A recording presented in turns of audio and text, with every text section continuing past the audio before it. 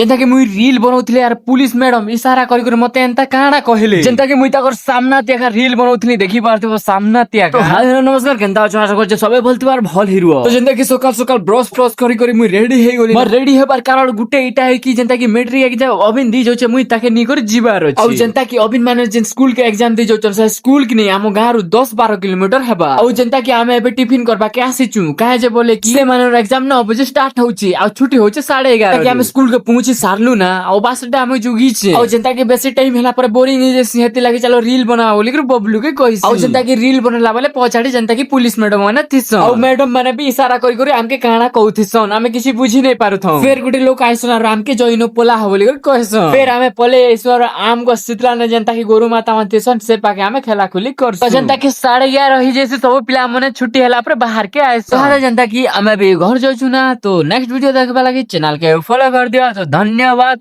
नमस्कार।